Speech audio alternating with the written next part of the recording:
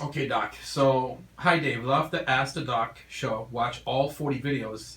I guess we have 40 videos. I didn't even look. Found them very informative. Keep up the good work. I am 40 years old and have been training for about 20 years clean. I've decided to do my first cycle and I've chosen testosterone cypionate 100 megs per week. But not sure if to run Anabol or Dynabol with it. Could you, if I should, could you please ask the doc for his advice, please? P.S. Get my choline installed and L-methionine for post-cycle. He's listening. That's kind of a tough question, just because I don't know the specifics, and we're not supposed to be giving out anything but general information and not advice. And that's definitely an advice question. But let's format it in a way that we can answer the question without crossing any lines. First of all, assuming that not necessarily you're of age, but you're appropriately diagnosed, if you will, with hypogonadism, or you need the testosterone replacement therapy, then yeah, it makes sense to use replacement. But I'm questioning the dose. I don't know where you got the 100 milligrams per week of testosterone cypionate. Well, okay. Here's the thing. You're not playing it safe. It's not a matter of safety with this. I mean, again, we've talked about studies that show 3 times or 6 times that dose is actually safe, as long as you protect yourself against the conversion into excess estrogen. You're still in the range, right? Yeah.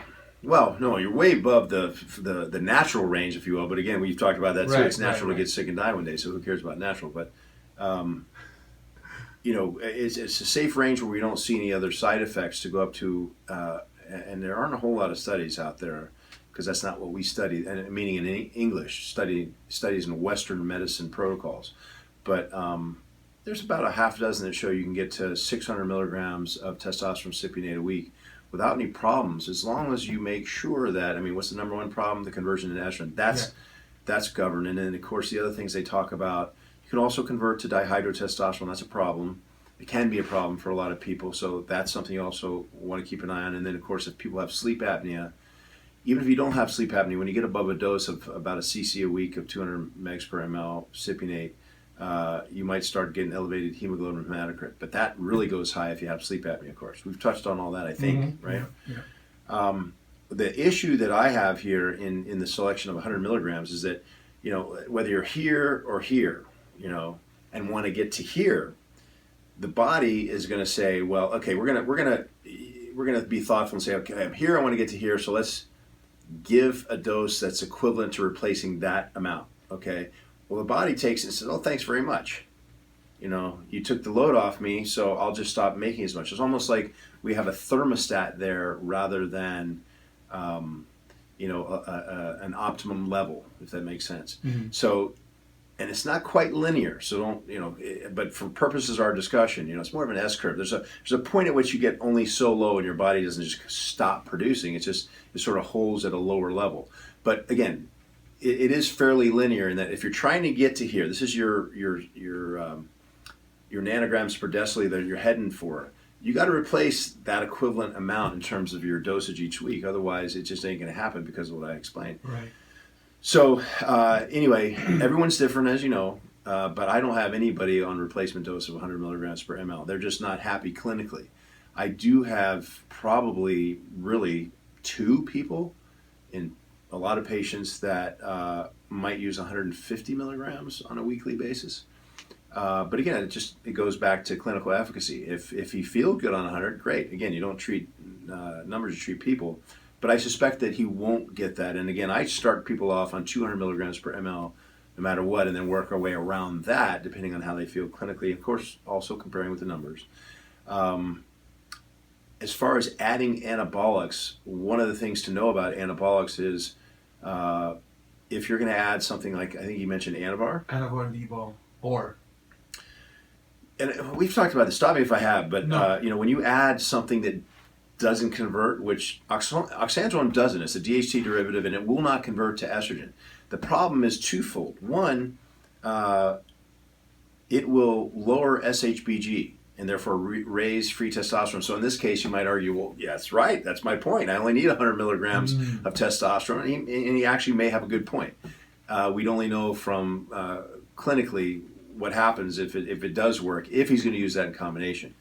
And how much do you need? Honestly, I've seen people get a huge bump in their free testosterone when you only use 5 milligrams of Anavar. Really? Which you're not going to get anything from the Anavar per se, right? You're not getting the anabolic effect, 3-to-1 ratio. You're just really getting more juice for the squeeze with your testosterone. So that's a neat little trick. Let's see, so many things to talk about as a tangent to that. But to follow up with the second thing that you have to consider is when you lower the SHBG, you're going to get more estrogen from that, right? Because it can bind to testosterone and estrogen. Mm-hmm. So even though the Anavar doesn't convert, you have an issue with estrogen anyway. Mm-hmm. The other thing is, remember, you've got this certain amount of testosterone, let's say that you've worked out as your base level, and everything's hunky-dory, you got your estradiol dialed in, etc. And here you add this other substance, in this case Anavar. Well, let's play the game. They're both wearing the same tennis shoes, right? So they're both running for the same receptors. And let's assume that they get there equally fast. Well, now you've just displaced half the time some of that testosterone. Now, we're not telling you how many runners are on each team and all that kind of stuff, but just to keep it pretty simple, you're going to be displacing some of the testosterone is my point. So now you've got more testosterone in circulation, which doesn't have a place to go necessarily. So you effectively increase your dose of testosterone, if you will, or what's present in the bloodstream, and that can convert to estrogen. So just because you have it dialed in and then you add something doesn't mean you don't have to maybe correct for the excess estrogen with some more anastrozole or whatever they're using. What was the other drug? You talked about Dianabol. Well, Dianabol clearly can convert to estrogen, so you're really going to have to be careful. Concerned with the conversion into estrogen also. I think that was just a basic question. Is that a good... Why would he, I mean, they're two complete, the Dianabol and the Anavar, like two completely different product with different purpose. Well, the old school way of looking at that, right, is, and forgive me, I'm 53, so it is definitely old school, but the idea with the guys who were cycling back in the 70s and 80s even, and even maybe 90s, you're always going to, well, first of all, and I don't know where this started, but always have a testosterone base. Mm-hmm. Sounds good. I'm not sure if we couldn't challenge that though, but then add what we used to call a clean steroid, meaning something was very, very anabolic as opposed to androgenic. Mm-hmm.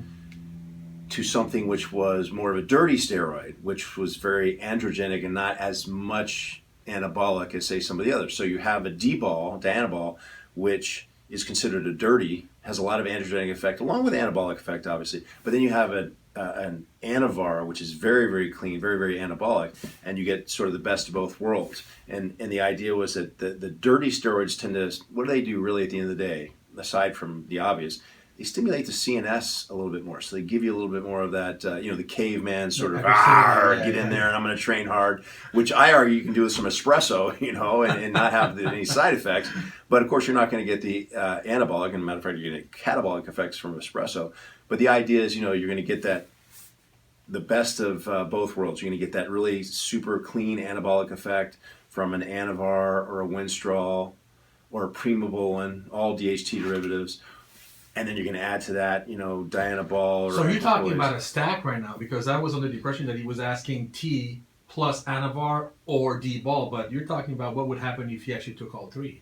Well, I'm talking about what was the way of doing things back in the old days. I don't know if they're still doing it that much. I mean, I'm not sure if when I talk to the bodybuilders these days, if that kind of thought is going into it. Certainly, there's stacks all over the place. These mixes.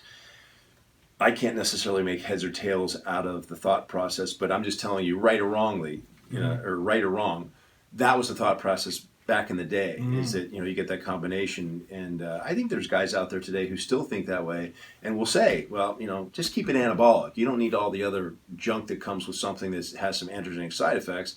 And, the thought is, hey, get that CNS stimulated with something else, without running the risk of excessive dosing and, hair in the wrong places or loss of hair in the right places, from the side effects. What do you think is a safe dosage? And I'm expanding on that because I'm sure you'd like to know also. What do you think is a safe dosage of Anavar? You talk about 5 milligrams, which is very little, and D-ball. What should someone not go over? The so-called replacement dose, if you were to give someone a replacement dose, for example, an HIV patient is a perfect example, where you've got someone who has a wasting disorder, has to get some weight back on quickly. They might have primary hypogonadism, so you say, okay, skip the testosterone base and get right to getting that 25 pounds on. Anavar, and it depends on the resource you read, but 40 milligrams a day is a pretty safe, typical dose. The literature says look out for liver enzyme elevation. I, honest to God, have never, and I'm an accountant, right? That's I'm an accountant before I'm a doctor, so I'm honest and conservative as the day is long. I've never seen enzyme elevation from that type of dose of Anavar. I have seen guys who, again, this is interesting the way things work, but the original dosage of Anavar back in the days when G.D. Searle made it was 2.5 milligram capsules. I know, those little footballs, 2.5. Do you know you you would take?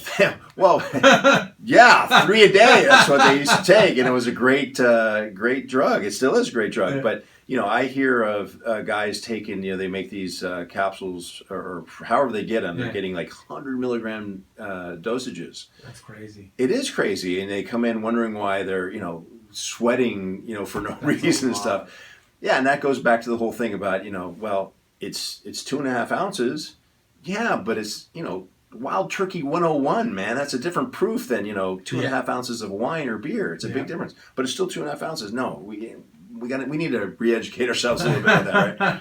So, but 40 milligrams of Anavar is considered a safe dose, and you won't see liver enzyme elevation, although it is obligatory to follow liver enzymes just to make sure, because everyone's different.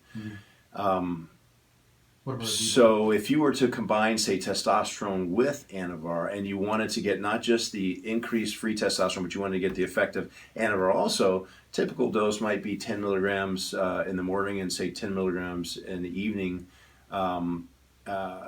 Typically, I recommend a half an hour before a meal, meaning leave at least 30 minutes before you eat, so you get full absorption, and then you eat something, and the idea is you help metabolize through the liver. Oh, nice. It's a very short-acting steroid, anabolic steroid.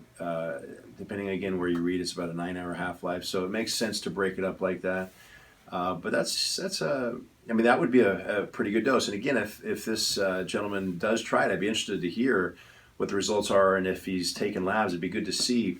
When you do just 100 milligrams of testosterone cypionate, but combine it with, say, 10 milligrams of Anavar in the morning and 10 milligrams in the evening, not at night, because you don't want to. Some people really complain about it jazzing them up. What the levels are and how you feel, of course. You hear that? So you got to get back to us once you. Please, Please. Thank you so much, Doc.